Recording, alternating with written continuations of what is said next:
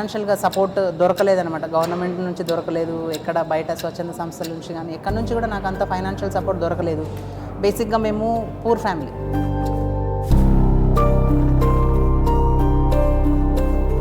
ఆపరేషన్కి ఒక 1 వీక్ ఉన్న టైంలో నాకు జిమ్లో హెవీ లోడ్ చేస్తున్నప్పుడు నాకు హిప్ బోన్ ఫ్రాక్చర్ అయిందనమాట. సో చాలా ఏడ్చిన. నాకు అది ఫ్రాక్చర్ అయినందుకు పెద్ద బాధ ఏమి అనిపించలేదు, కానీ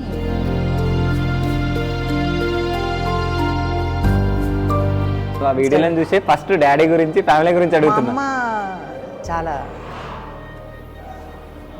చాలా కష్టపడ్డారు మా అమ్మ.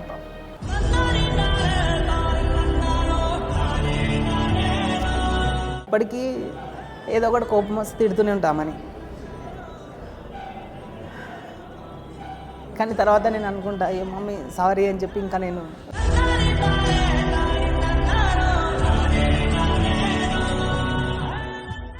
స్పోర్ట్స్ మినిస్టర్ శ్రీనివాస్ మహబూబ్ నగర్ ఆయనను కలిసినాము.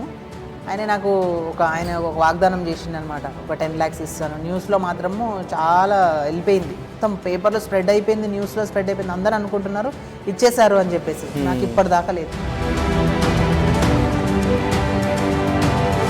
మా హస్బెండ్ నుంచి నేర్చుకున్నాను నేను. మా హస్బెండ్కి కట్టడము, మా పిల్లలకు కట్టడం, మా స్టూడెంట్స్ అని మేము అనము, మా పిల్లలే వాళ్ళు.